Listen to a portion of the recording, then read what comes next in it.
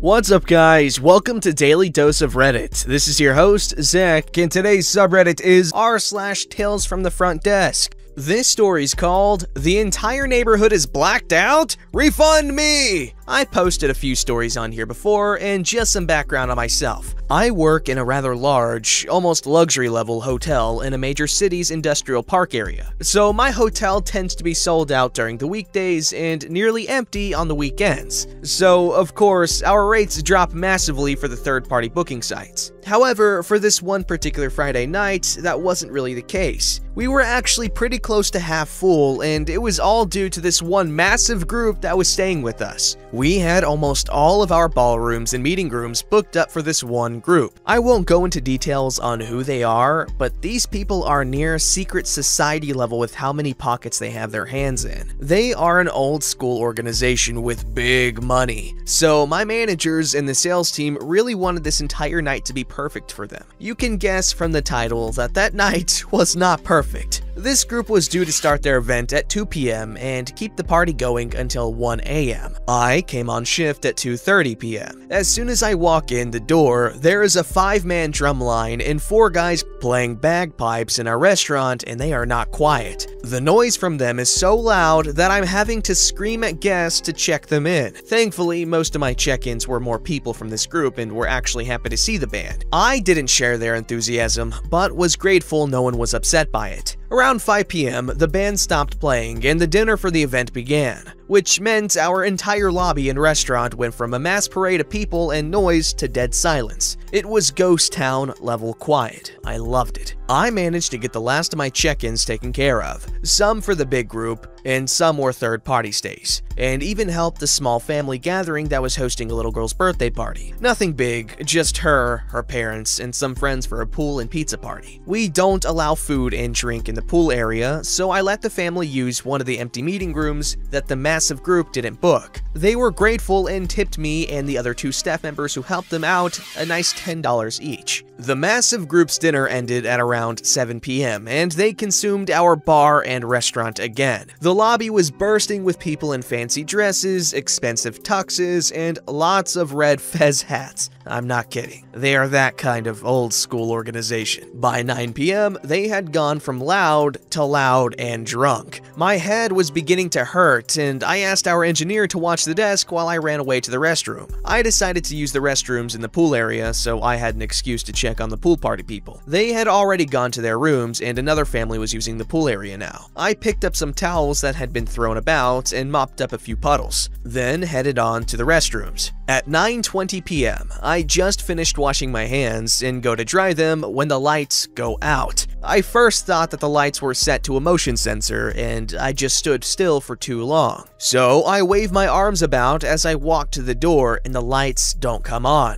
I open the restroom as the family in the pool starts saying, "It's okay, the power will come back on." I panic. I whip out my phone and turn on the flashlight. I walk to the pool area and see the parents and their kid in the water still. I ask if everyone is okay and they say they're fine. I ask them to get out of the water and come to me so that I can lead them out and to their room. I explain that until the power comes back on, we need to shut down the pool area. They understood and I shined the light on a clear path and walked them out to the stairwells. Thankfully, they were staying on the 3rd floor, and our emergency power was working to light the stairwells. I met up with the other staff members and the manager on duty, and we discussed what was going on. We thought that the massive group must have blown a fuse, and our engineer was already checking on it. Turns out, the entire neighborhood was dark, and no one knew why. The group was asking what was going on, but most of them were just drunk and confused, not scared or upset. Our emergency lights kept a good portion of the restaurant and bar area lit up, while my half of the lobby was dark, except for some candles and flashlights to light the path to the elevators and stairs. Elevators later came on due to emergency power, and our phones as well as one computer at my desk was working.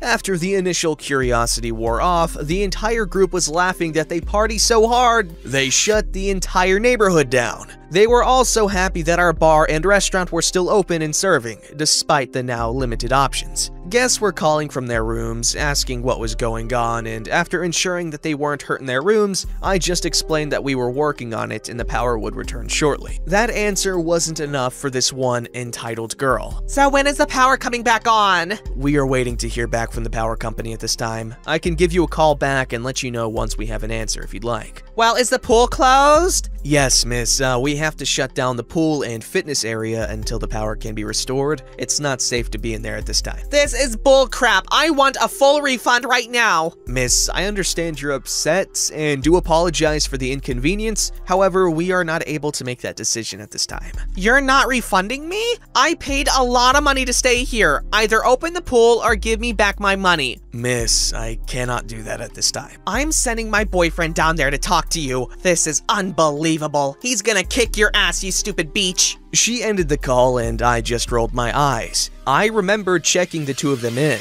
They were staying on a super cheap third-party rate and weren't a part of the massive group or the pool party. I pulled up their reservation and quickly wrote down the information needed to hand off to the manager on duty in case things did get ugly. While doing so, the power company called us with an automated message saying they were working on it. The engineer also stopped by and told me he saw an update on the power company's website that stated we may get power back around 11:15 p.m. Seconds after the engineer walked off, the boyfriend came down to the desk and was running sideways to me and crashed into my desk, almost knocking a lit candle over on me. He was clearly drunk. Oh, hey, my girlfriend just called down. Can I get your manager's info? Sure, here's my general manager's business card with my name and title written on the back. I'm the front office supervisor here. Yeah, cool, thanks. Crazy about the power. Do you know what's going on? Actually, after speaking with your girlfriend, the power company called us and informed us that they are working on it. We have the estimate that power will be back on around 11:15 p.m. Cool. Hey, sorry for my girlfriend. She paid and is kind of freaking out on it. But I mean, we did pay a lot.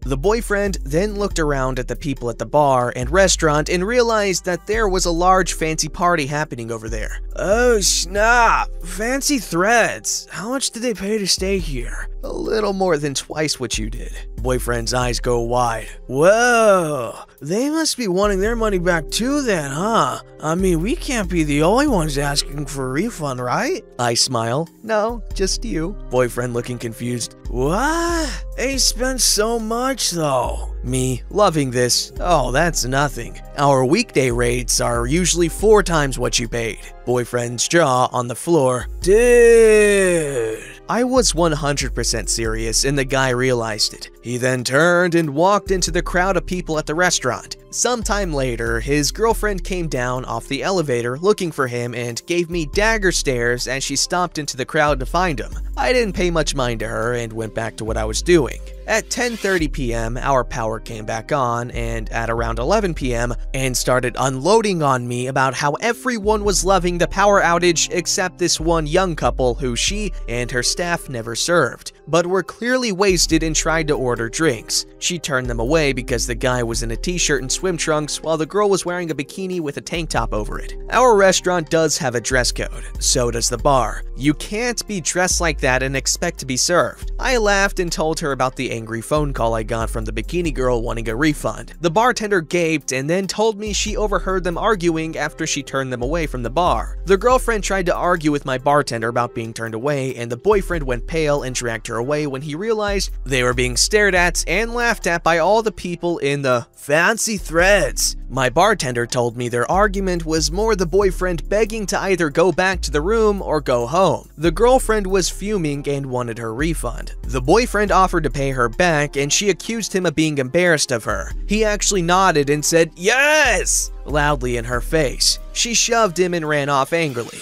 They must have made up later on because before I left, I saw them playing around in the pool. After hours, I told my security guy to just leave it be for an hour, but to keep an eye on them. I got told later that they just went to their room a little while after I left, tried to do a late checkout and were denied, trashed the hotel room, and did call my general manager wanting a refund. My general manager heard the story from me and just shrugged it off. and let me take the phone call explaining that not only was her request denied, but due to her behavior on property, she isn't welcome back. I love my job.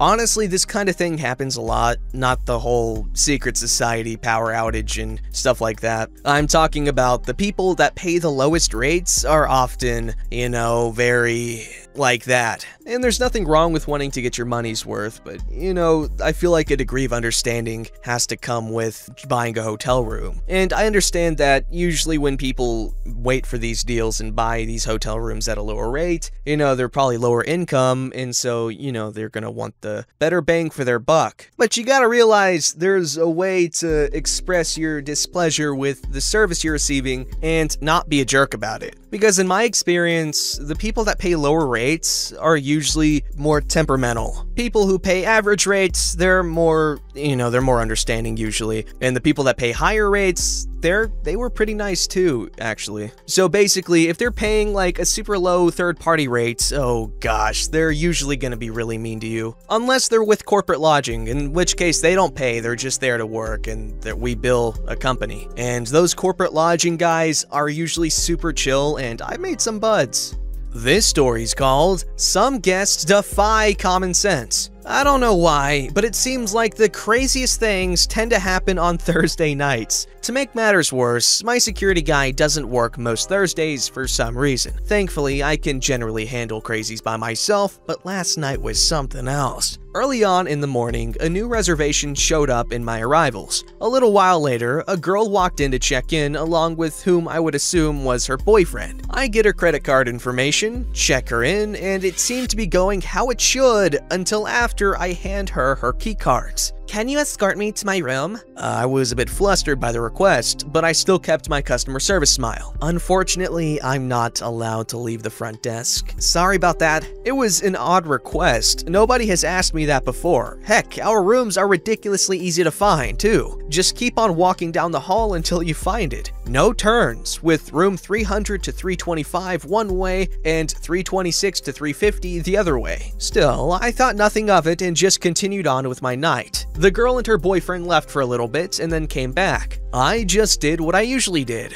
Watched YouTube, looked at stuff on Reddit, and occasionally patrolled the first floor of the hotel since my security guy wasn't there. Then the lady and her boyfriend showed up again. She walked up to the front desk and asked for another keycard since she accidentally left hers back in her room. I thought, no biggie, and assured her that it happened all the time. Then I gave her the card, expecting her and her boy toy to leave, but she didn't. She argued with her boyfriend a bit, telling him to just go get his stuff out of the car, saying it was unlocked. This happened several times. She then started talking to somebody on the phone until she started arguing with them while wandering the lobby, slowly getting louder to the point where I was tempted to tell her to quiet down. I was actually getting pretty annoyed at that point. Boyfriend was just kind of following her around while she argued with whoever it was on the phone. Then she did something so unexpected, so stupid, and so aggravating, I was just gobsmacked that anybody would even consider such a thing. While by the sundry shop, she, out of nowhere, just knocked off the metal lid for the trash can over there, sending it flying across the floor toward the front desk. I was in shock, but I was also angry. So I picked up the lid, cutting my thumb in the process, and tried to put it back together and put it back on the trash can. While I did so, I told the girl off. I was absolutely ticked. You need to leave right now. But I have a room here. I know, but you need to at least leave the lobby. You can't just throw stuff around. Finally, the girl and her quiet boyfriend walked down the hall. I glanced over there after washing the blood off my thumb and saw what was going on. The girl and her boyfriend were by the vending machine, and the lady had the gall to have knocked down a couple of plants that were low to the ground across from it. At that, I started walking towards them, and as soon as they saw me coming, they scurried out the side door. Thankfully, nothing was broken,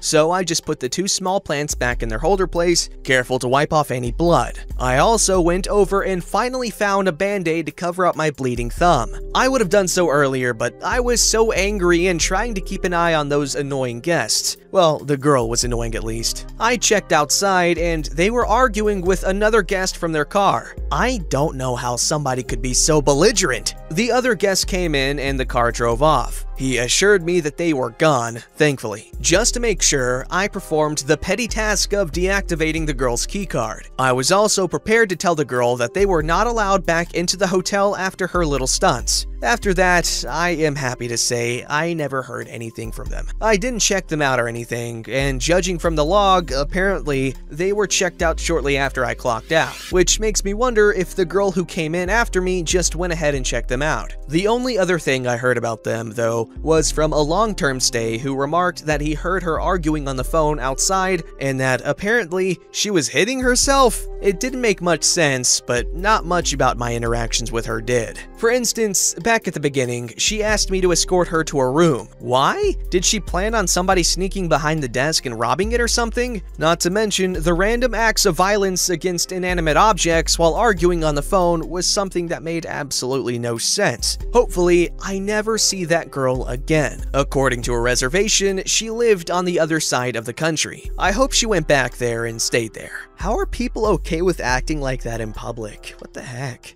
Don't forget to like, subscribe, and hit that bell to never miss an episode.